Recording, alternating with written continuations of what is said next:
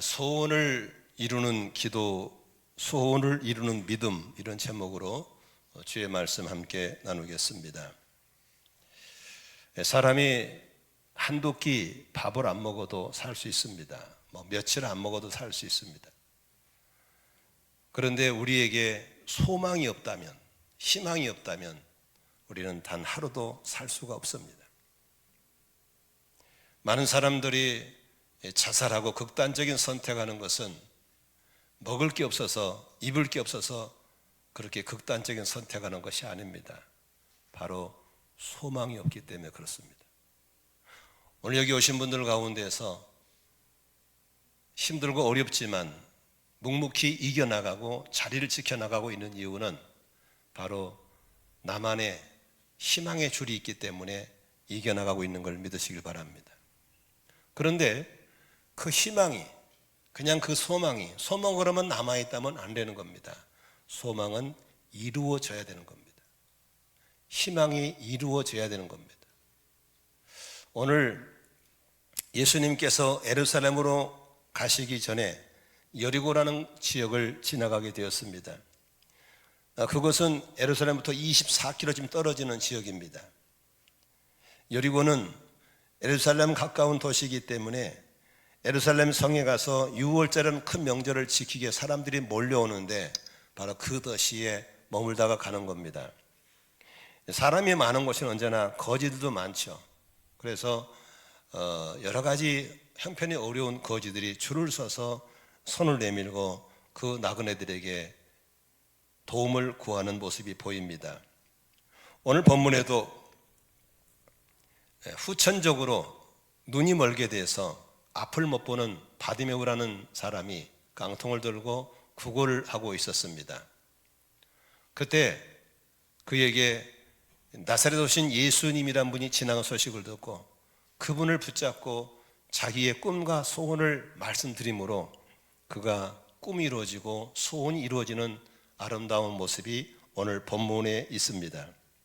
한번 본문을 같이 보면서 어떻게 해서 그 사람의 소원이 이루어졌는가 한번 살펴보면서 오늘 저와 여러분도 꿈이 이루어지고 소원이 이루어지는 아름다운 비결을 오늘 말씀을 통해서 얻게 되시기를 바랍니다.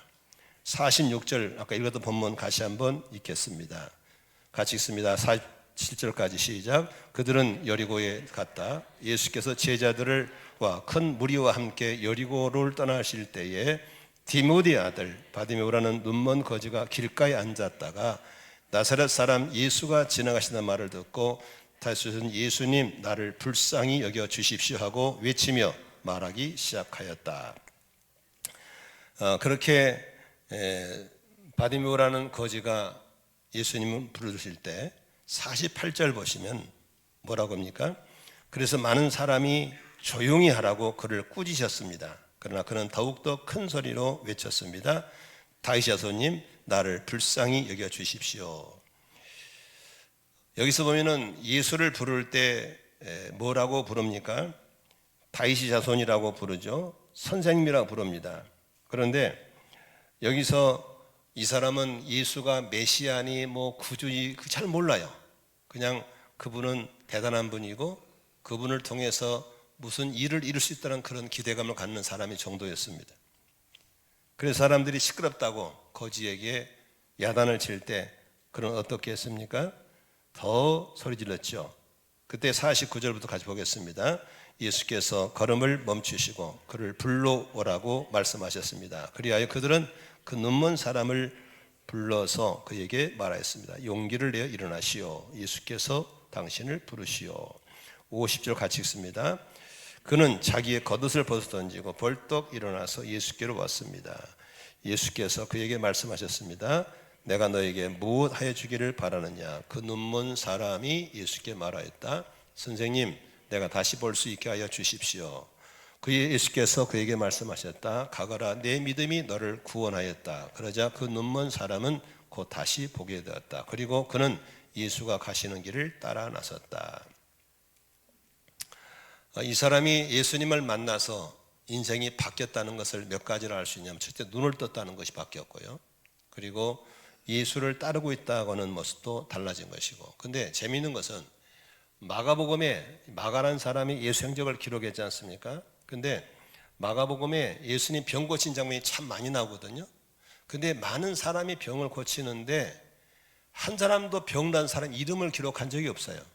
근데 오늘 이 바디메오만 마가가 이름이 누구라고 기록한 것은 이 사람이 눈뜬 이후로 상당히 영향력 있게 쓰임받다는 사실이 드러나기 때문에 이름을 남겨놓은 줄로 믿습니다. 오늘 예수님께서 그 사람한테 눈을 뜨게 할 때 52절에 이 말씀을 좀 꼭 밑줄 치십시오. 뭐라고 그랬어요? 가거라 네 믿음이 너를 구원하였다. 보세요. 가거라 네 믿음이 너를 구원했다. 다시 말하면 여기 보세요. 내가 너 눈 고쳤다 이렇게 말 안 해요. 내가 너 인생 고쳤다 안 해요. 네 믿음이 너의 꿈을 이루었다.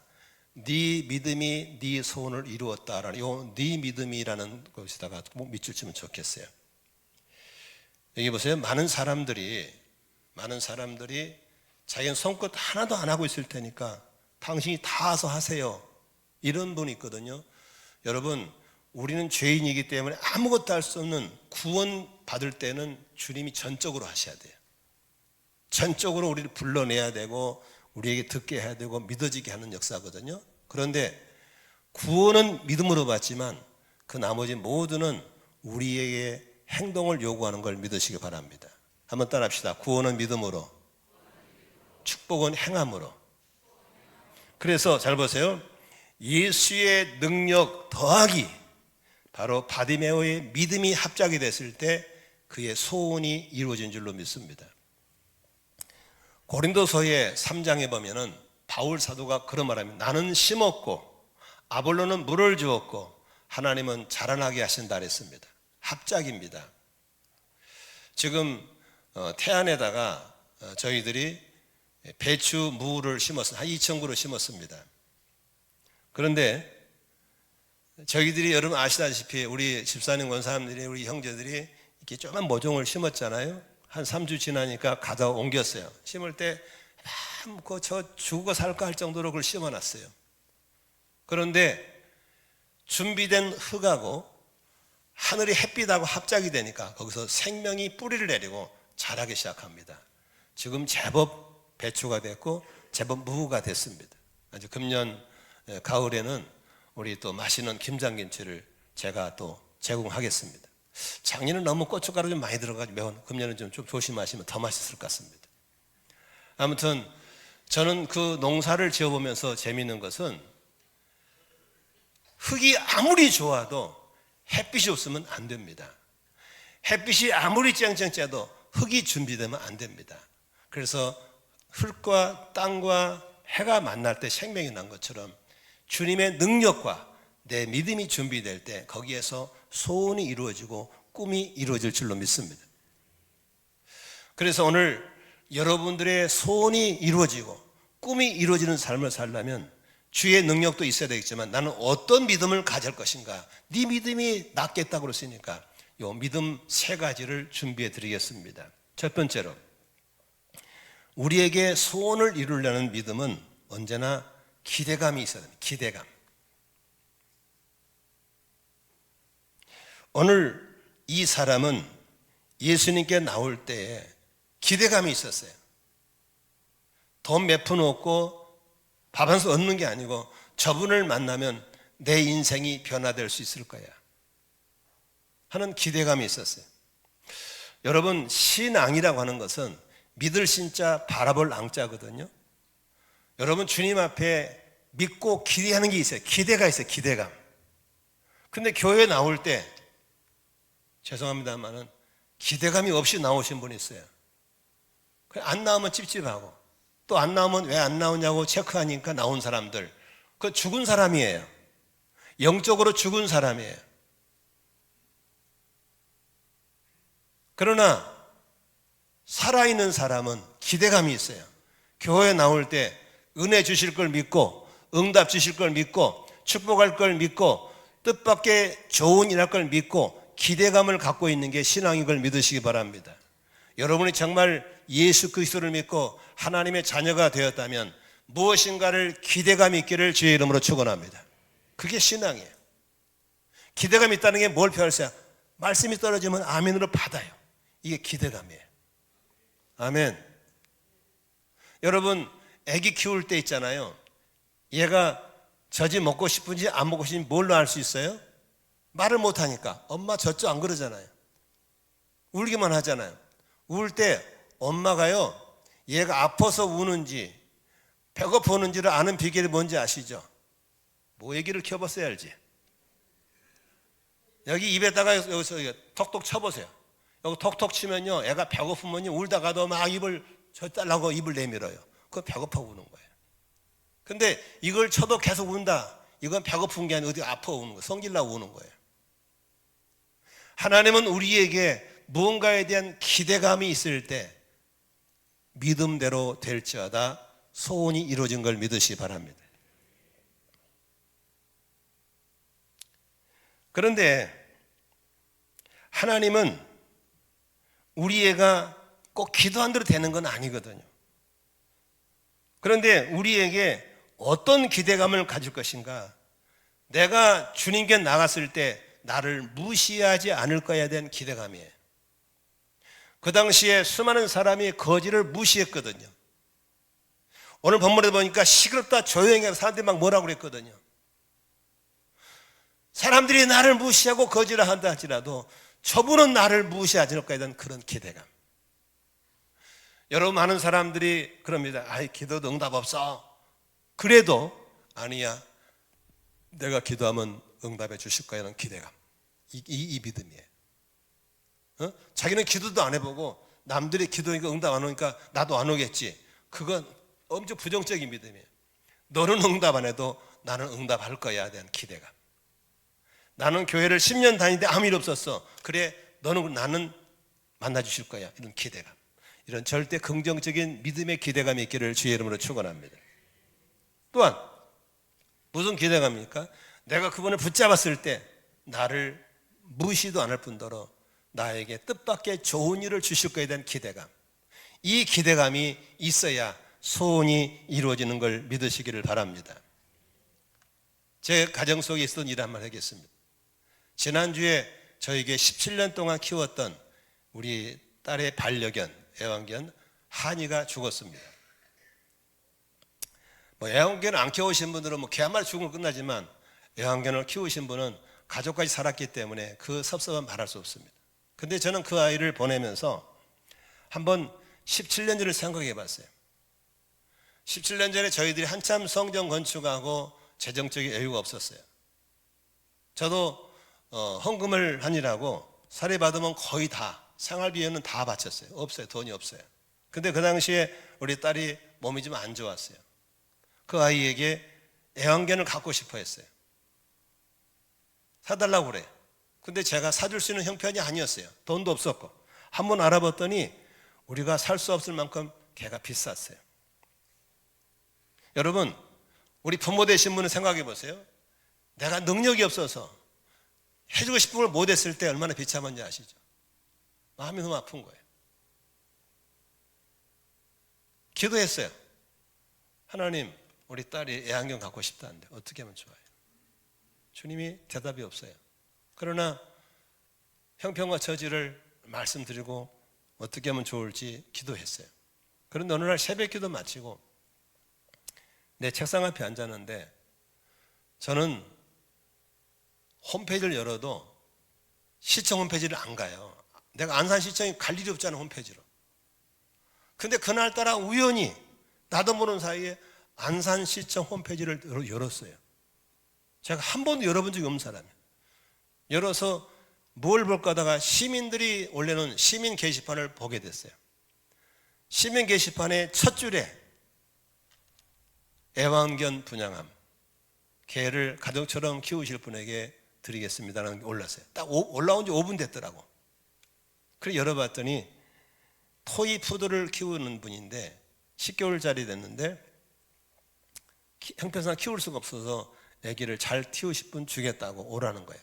푸르지 6차에 사는 분이었어요. 그래서 저희 딸하고 갔어요. 갔더니 그 당시에 데려다가 10개월짜리인가 된 개인데 그 사모님이 다리를 절어요. 장애인인데 애들이 유치원생들을 줬는데 개를 너무 관리를 못하고 자기는 다리가 불편해서 개를 키울 수 없어서 좀 잘 키울 분에게 주고 싶다는 거예요. 저희들이 주면서 집까지 밥그릇까지 세트로 다 줬어요. 돈 한 푼도 안 받고. 남이 좋은 일 있으면 좀 그 표정 좀 바꿔본다든지 좀 이렇게 좀 잘했다든지 좀 아멘하면 얼마나 좋을까 이렇게.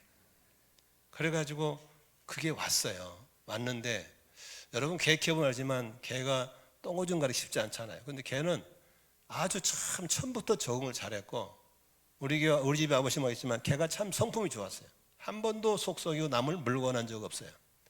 17년 동안 정말 가족처럼 잘 지내다가 갈 때 아프지 않고 조용히 자는 것처럼 이렇게 갔어요.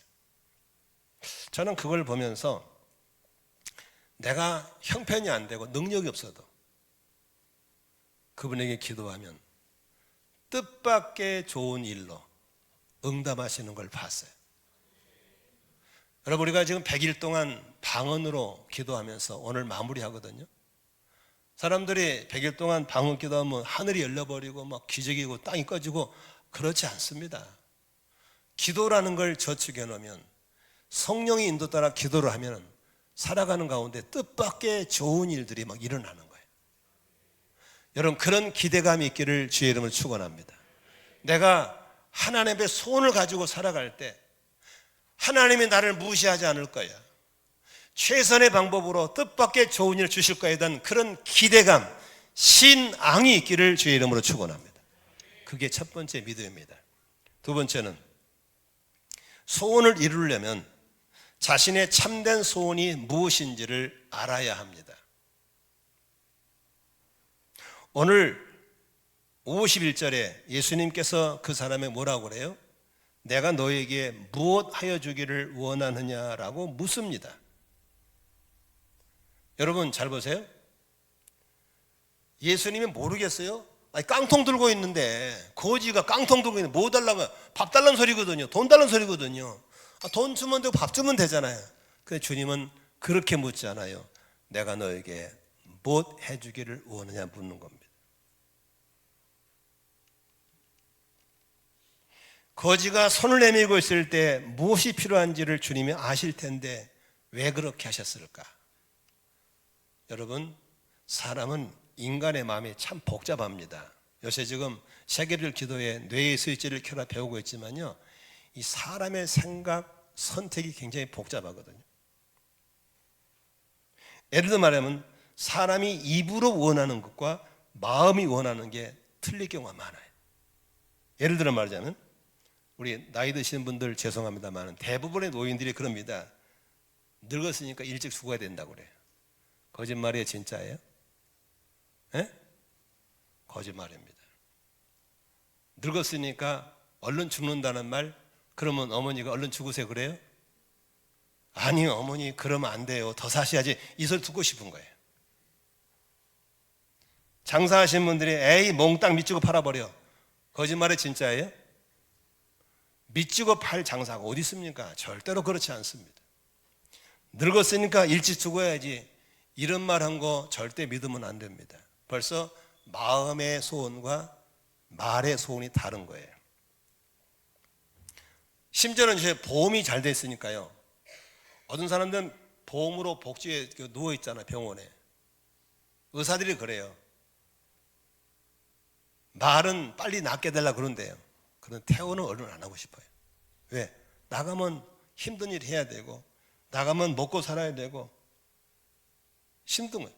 누워있으면 돈 나오고 너무 좋은 거야. 그래서 의사들이 그러더라고, 이 사람이 진짜로 그런지 가짜로인지를 알아본다는 거예요. 여러분 오늘 주님이 내가 너에게 뭘 해주면 좋겠냐 묻는 이유는 우리 속에 말의 소원과 마음의 소원이 일치되어야 될 줄로 믿습니다. 교인들은 대개 교회 다니면서 교회가 부흥돼야 된다라는 말에 다 그렇게 말합니다. 근데 이것 또한 거짓말이 많아요. 부흥돼야 된다는 말에 거짓말 아니라는 사람은 아무도 없어요. 아, 이 교회 부흥되면 안 돼요. 이러면 다 부흥된다고 해요. 그런데도 마음속으로는 부흥되는 걸 원치 않는 분들이 의외로 많아요. 뭘 보면 알 수 있냐? 전도를 안 하잖아요. 전도를 절대 안 합니다. 뭐라 안 잘해? 이거 뭐 우리 교회 뭐 다 갖췄는데 뭘 또 해? 됐어, 딱 좋은데 뭐 이러고 있어요. 이 사람 말의 소원과 마음이 다릅니다. 목장도 마찬가지입니다. 말은 그래요. 우리 목장이 부흥되게 주시옵소서라고 기도를 해요. 그런데 죄송합니다만은 전도를 죽어도 안 해요. 왜 안 아세요? 지금 목장 분위기 좋다는 겁니다. 이 분위기를 안 깨고 싶은 거예요. 누가 새로우면 불편하다는 거예요. 그 보고 친교 과잉증이라는 병에 걸린 목장입니다. 주님의 소원이 나의 소원이 된 사람들은 전도할 수밖에 없고 교회를 부흥시킬 때 힘쓸 수밖에 없는 걸 믿으시기 바랍니다. 심지어 이런 말 합니다. 목사님 욕심이 너무나 많아. 이만하면 됐지 뭘 더 크게 키우려고 그래. 이게 목사의 욕심으로 교회를 부흥시킨다고 생각하는 사람이 있습니다. 이런 분들은 말은 부흥이지만 마음은 부흥을 원치 않는 사람들입니다. 여러분 정말 하나님 앞에 응답받고 소원이 이루어지는 믿음 갖기 원한다면 내 말의 소원, 마음의 소원이 일치돼야 될 줄로 믿습니다. 그 소원을 이루어 주실 줄로 믿습니다. 그래서 주님이 내가 너에게 무엇 해주기 원하냐 그러면 얼른 턱 이겁니다 라고 꺼낼 수 있는 소원이 있기를 바랍니다. 제가 성도님과 교제하면서 또 속으로 공부를 하면서 제가 기도해 주려고 산공부 시작하면서 성도님 이번에 13주 동안 공부하면서 응답받기 원하는 게 뭐예요? 라고 물으면 대부분 기도 제목이 없습니다. 목사님 아시는데 뭐 자녀들 잘 되게 해주세요. 뭐 그것밖에 없습니다. 한마디로 뻔한 기도 제목은 뻔한 역사밖에 없습니다. 솔로몬이 1000번째의 제사를 드리고 났을 때 하나님이 나타나잖아요. 기본 제사장이 나타나서 내가 너에게 뭘 해줄까 했을 때 삼손이 뭐라고 그럽니까? 솔로몬이 뭐라고 그럽니까? 딱 얘기하잖아요. 주님, 나는 어린 나이에 왕이 됐습니다. 이 백성들을 잘 감당하도록 지혜를 주십시오. 그때 하나님이 뭐라고 그래요? 마음에 들어 해요. 내가 부귀영화를 구하지 않고 정말 네가 사명 감당하려고 지혜를 구하는구나 하면서 지혜를 주실 뿐더러 구하지도 아니한 부귀영화를 주신 걸 볼 수 있습니다. 오늘 여러분의 꿈이 이루어지고 소원이 이루어지기 원한다면 선명한 꿈이 있기를 바라고 간절한 소원이 있기를 주의 이름으로 축원합니다. 그게 있어야 되는 거예요. 그게 없으면 안 돼요. 오늘 설교가 이상하게 우리 집안 얘기를 자꾸 하게 돼서 미안합니다만 우리 줄기 부목사님이 초등학교 다닐 때 어서 컴퓨터를 보고 왔나 봐요. 컴퓨터 너무 좋으니까. 근데 컴퓨터 사달래요. 애들은 부모 형편 모르고 막 사달라 하잖아요. 그러죠? 좀 크면은 그래도 부모님 눈치 보면서 사달라고 하는데 얘들은 그때는 막 사달라 그래요. 내가 부자인 줄 알고. 그 당시에 컴퓨터가 보통 400~500만 원씩 했습니다. 400만, 500만 원씩. 뭐 꿈도 꿀 수 없는 상황이었죠. 근데 얘는 부모는 만능이고 전능인 줄 알았나 봐. 눈만 뜨면 엄마 컴퓨터. 자다가도 컴퓨터. 눈 뜨면서 컴퓨터. 화장실 가면 컴퓨터. 그냥 애가 완전히 컴퓨터에 막 붙잡혔어요. 그런데 우리는 없잖아요. 능력이 없잖아요. 그래서 근다고 안 돼. 그래도 못하잖아. 나중에 사줄게. 언제 사줄 건데. 그냥 완전히 눈만 뜨면 컴퓨터인데. 근데 어느 날 우리 아이들의 서울에 사는 이모가 왔어요. 이모. 우리 집사람 언니죠. 그건 잘 살아요. 돈도 많아요. 근데 얘가 자다가 낮잠 자다 일어나고 엄마 컴퓨터 그러니까 물어본 거예요. 이모가 저기 뭔 소리냐 그러니까 그때 내막을 얘기했더니 그 이모가 사주고 갔어요. 분명한 소원을 가지면 하나님은 누구를 통해서라도 응답하시는 하나님인 걸 믿으시기 바랍니다. 그래서 걔는 초등학교 다닐 때 컴퓨터가 있었어요. 여러분을 꿈이 이루어지고 소망이 이루어진 삶을 살려면 툭 치면 나올 수 있는 소원이 있는가를 꼭 점검하시길 바랍니다. 믿으시면 아멘 하십시다. 두리뭉실하면 안 됩니다. 마지막 세 번째로 소원을 이루는 믿음은 어떤 믿음일까? 끈질기게 매달려야 됩니다. 오늘 성경을 좀 보면 이렇게 나와 있습니다. 볼까요? 47절에 나를 불쌍히 해달라고 외치기 시작하고 있죠. 그때 48절에 뭐라고 그래요? 많은 사람이 조용히 하라고 꾸짖었어요. 그렇죠? 그리고 예수님은 그냥 지나가 버렸어요. 한번 보세요. 예수님이 그냥 지나가 버렸을 때 이 사람이 지나가 버렸네 하면서 그냥 주저앉았더라면 눈을 떴을까 못 떴을까? 못 떴어요. 사람들이 조용히 시끄러워하고 막 구박할 때 주눅이 들어가지고 잠잠해 버렸다면 눈을 떴을까 못 떴을까? 왜 대답이 없어요? 못 떴어요. 바디메오는 그럴수록 더욱더, 여기 성경에 보니까 더욱더 소리를 질렀다 그랬습니다. 더욱더 끈질기게 매달려야 됩니다. 여러분 혹시 기도할 때 있잖아요, 기도를 그렇게 했는데 5년을 하고 10년을 하고 기도했는데 응답이 없을 때 있잖아요. 그러면서 하나님 응답 안 주십니까? 그러면 기다리래요. 자꾸만 응답 안 줘 기다리라고 그럴 때 왜 기다리게 하는가에 대해서 알 필요가 있습니다. 첫 번째로 하나님은 최선을 주시기 원하기 때문에 최선의 때를 기다리게 하시는 걸 믿으시기 바랍니다. 전도서에 솔로몬이 그런 인생 해고로 썼죠. 범사에 때가 있고 기한이 있다. 심을 때가 있고 거둘 때가 있고 문을 열 때가 있고 닫을 때가 있다. 하나님은 가장 좋은 때에 주시는 걸 믿으시기를 바랍니다. 아멘. 그러므로 우리는 하나님께서 가장 좋을 때를 모르기 때문에 주실 때까지 끈기 있게 기도해야 할 것입니다. 두 번째로 왜 즉시 응답하고 기다리게 할까? 우리가 자꾸 기도하면서 보세요. 여기 보세요. 기도하면서 말씀을 보면서 내가 구하고 있는 것이 진정한 소원인지 올바른 동기로 구하고 있는지를 점검하는 것이 바로 기다리면서 갖는 여호와의 시간, 필터링하는 시간인 걸 믿으시기를 바랍니다. 그래서 그 당시에는 꼭 필요한 줄 알고 막 기도했는데 어느 날 보니까 별로 안 중요해. 그러면 빼버리는 겁니다. 그런데 기도하면 할수록 점점 더 선명하게 나올 때는 이게 소원인 걸 알고 하나님께 나아가면 응답 주실 줄로 믿습니다. 그러므로 우리는 올바른 동기가 올바른 소원이 될 때까지 우리는 끈기 있게 기도해야 할 줄로 믿습니다. 세 번째로 우리가 왜 기도했냐? 끈질기게 기도할 이유는 기도 응답을 주셨다 할지라도 기도 응답이 내 손에 오기까지 수많은 장애물들이 있다는 사실을 아셔야 됩니다. 우리가 잘 되는 걸 원치 않은 원수들이 곳곳에 함정을 파놓고 가로막고 있기 때문에 그렇습니다.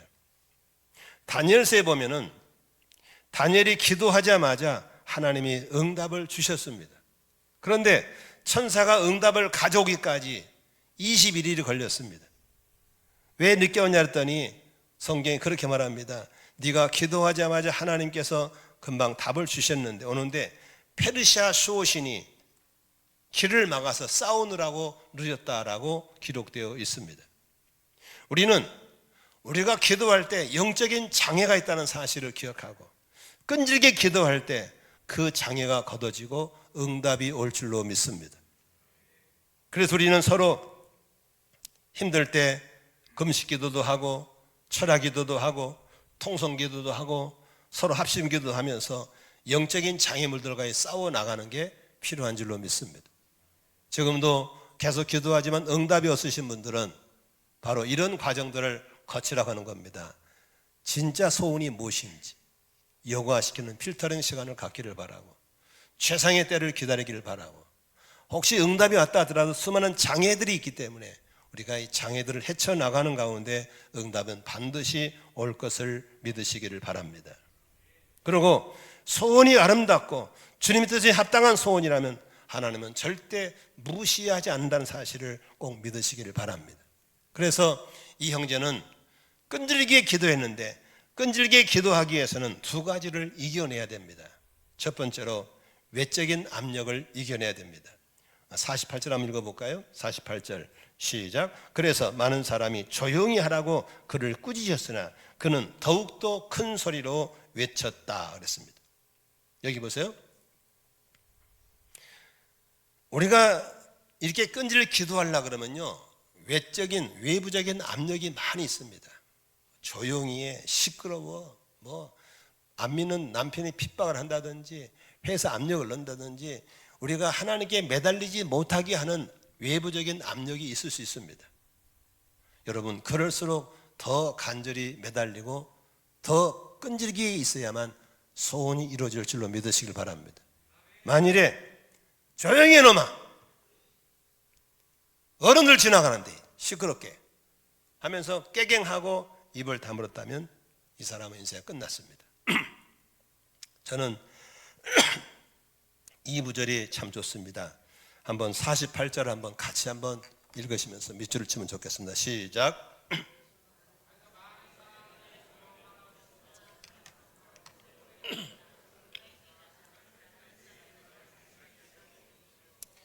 여기 보세요. 많은 사람이 꾸짖었어요. 뭐라고? 조용히 하라고. 한두 명이 아니요, 많은 사람이 꾸짖었어요.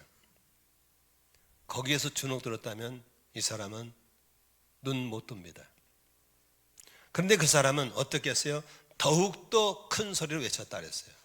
이 끈질김이, 이 외부의 압력을 이겨내는 용기가 필요한 줄로 믿습니다. 두 번째, 내적인 범민과 갈등입니다. 내가 꼭 이렇게까지 할 필요가 있을까? 이거 해야만 하나? 이대로 살면 되는데 얼마든지 내적인 갈등을 이겨내야만 나올 줄로 믿습니다. 갈등과 범민 그리고 수치심을 이겨내야만 하는 겁니다. 어떻게 이길 수 있습니까? 분명한 기대, 분명한 소원이 내 안에 있기 때문에 물러설 수 없는, 그리 이기는 거예요. 저는 어제 설교 준비하느라고 TV를 못 봤습니다만은 결과만 인터뷰를 봤는데 야구가 이겼잖아요. 에? 대만에 졌다가 대만을 이겨버리잖아요. 그리고 숙적 일본과 축구를 이겨버리잖아요. 에? 야구는 4번을 연패를 하고 축구는 연 3연패를 하고. 근데 그 선수들 인터뷰하니까 가슴이 뭉클하더라고요. 절대로 질 수 없다는 거예요. 한 번도 진다를 생각해 본 적이 없다는 거예요. 야, 그 투지가 대단하더라고요. 특히 일본은 질 수 없다는 거예요. 왜? 우리를 무시해 왔으니까. 우리를 깔봤으니까. 저는 그렇게 선명한 소원, 선명한 기대가 바로 주님이 말씀하신 그 믿음이 너를 구원했다, 그렇게 말할 줄로 믿습니다. 오늘도 우리 성도들에게 이런 역사가 있기를 바랍니다. 말씀의 결론입니다. 누구나 내일에 대한 희망을 먹고 살아갑니다. 그것이 없다면 살아갈 수가 없을 것입니다.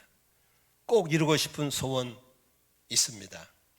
흔히들 저처럼 나이가 들어간 사람들은 버킷리스트라 해가지고 내가 이 땅을 떠나기 전에 꼭 이루고 싶은 것 몇 가지 정하지 않습니까? 그 버킷리스트는 사실 내가 우선을 정리해 노력하면 이루어지는 것들이거든요. 그러나 내가 노력해도 이루어질 수 없는 소원이 있다면 포기하지 말라는 겁니다. 내가 노력해도 못 이룰 것은 바로 하나님이 하실 줄로 믿습니다. 여기 한번 성경 보시면 이런 게 있어요. 보세요. 51절에 내가 너에게 뭘 하냐 그러니까 그 거지가 뭐라 그래요? 내가 다시 볼 수 있게. 이 다시란 말이 무슨 소리입니까? 이 맹인이 선천적 맹인입니까? 후천적 맹인입니까? 후천적이에요. 옛날에는 내가 눈 뜨고 살았어. 자유로웠어. 그러나 내가 후천적으로 시력을 잃어버렸어. 난 다시 한번 뜨고 싶어. 보고 싶어. 있다는 거예요. 이 소원입니다. 여러분들에게 이런 회복의 소원을 품기를 바랍니다. 전성기의 소원을 품기를 바랍니다. 아멘이시죠? 그래서 이 부흥이라는 말을 바이블 앞에다가 리를 붙여요. 다시 우리 속에 이런 리바이벌이 이루어지기를 바랍니다. 그런 소원이 있기를 바랍니다. 그 소원이 지금의 고난을 이기게 만들고 지금의 시련을 극복하게 만들 줄로 믿습니다. 왜 많은 사람이 먹고 살기 좋아지는데 딥다 다 자살해 버립니까? 바로 붙잡을 소원이 없기 때문에 그런 겁니다. 우리가 살아갈 이유, 이길 이유는 바로 그 소망이 있기 때문인 걸 믿으시기 바랍니다. 그 소망을 이루시는 것은 노력으로 될 수 있지만 노력으로 할 수 없는 소망은 바로 주님이 개입하셔야 될 줄로 믿습니다. 뭘 보고 개입합니까? 네 믿음입니다. 기대감이 있기를 바랍니다. 분명한 선명한 소원이 있기를 바랍니다. 누가 뭐래도 외부적인 내부적인 걸 이겨내면 끈질긴 이것이 있기를 주의 이름으로 축원합니다. 그렇게 할 때 하나님은 반드시 이루어지고, 따라합시다. 뜻밖의 좋은 일이 이루어집니다. 기도하겠습니다.